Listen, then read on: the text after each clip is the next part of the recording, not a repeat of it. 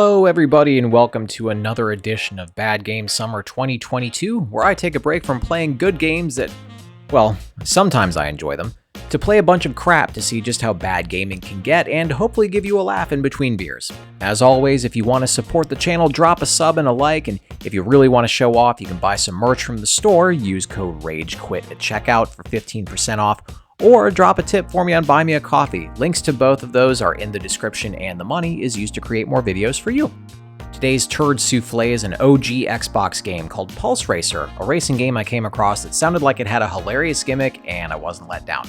Let's jump right in. Pulse Racer takes place in 2045, in an alternate reality that hasn't been ruined by intersectional politics, influencers, and TikTok. You play as one of the world's best Formula T racers. The game's manual says that you're, and I quote this, fast and fearless, cunning and hard-charging, a little reckless, and more than a little ruthless. Pretty exciting stuff, right?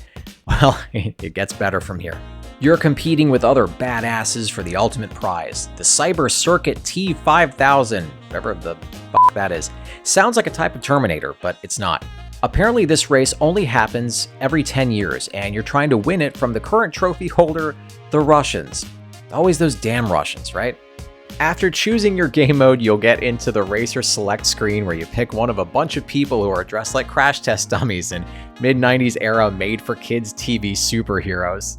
I'm sorry I'm laughing, just they look terrible. Look at them. I guess the class determines what they drive or how the car handles. I didn't really try to figure it out because frankly, I don't care.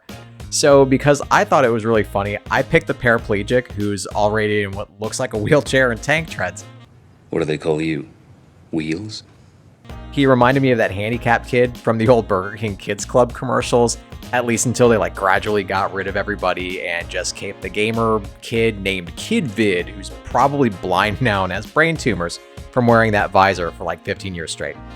Now that I look at him again though, he also kind of looks like Evil Ed from the Fright Night movie, like the original one. Anyways, after that you pick a generic looking Hot Wheels looking car, a profile name, and then it's off to the races for fortune and glory. The gimmick in Pulse Racer is that your vitals are actually tied to the car. Going too fast, and I'm being totally serious here, will give your racer a heart attack. You'll hear the flatline, they scream, and go limp for a few seconds until the game lets you race again.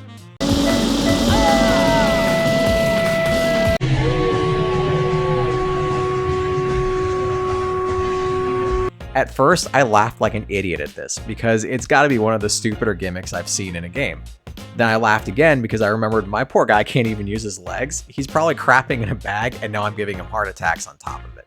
But after so many tries at trying to get my speed up to get into third place in these races, only to have my guy's heart rate spike and warn me to stop accelerating, it got really maddening.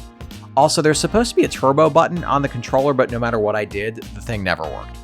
So Pulse Racer reminds me in some ways of the original Ridge Racer on the PlayStation 1, where that game just had you racing on the same track, just in different sections. Pulse Racer does basically the same thing for as much as 6 or 7 races at a time.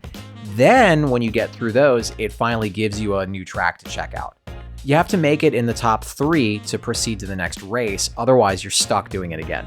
So really, the only motivation you have is to see the next track, because you want the background to change so badly, especially the first track, because it basically just kind of looks like a subway tunnel and isn't anything special at all.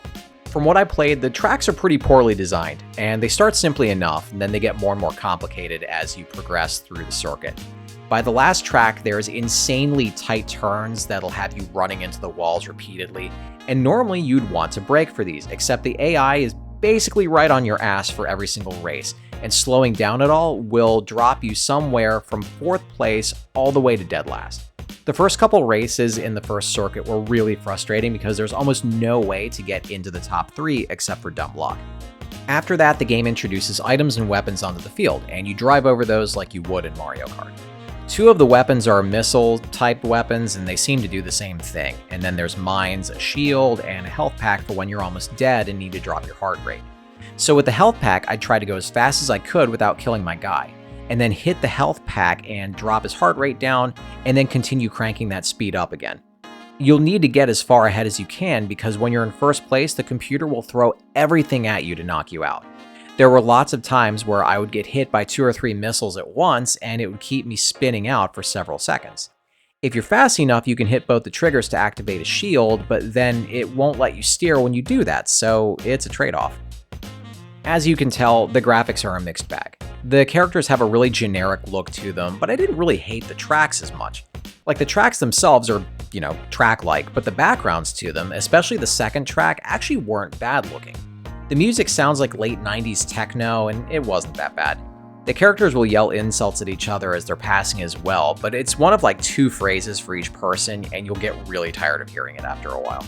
So don't get me wrong, if Pulse Racer sounds like so bad it's good fun, it's not.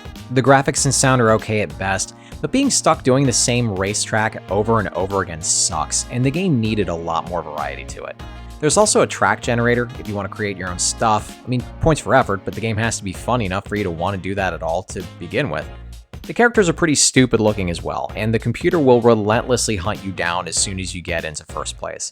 I'll put it this way, I spent a couple hours with this game and it felt like a demo I would have gotten from the old Xbox magazine way back when. So this one was a turd, but wasn't nearly as painful as the last few, though I do have a feeling the next one is going to be when Bad Game Summer continues next week.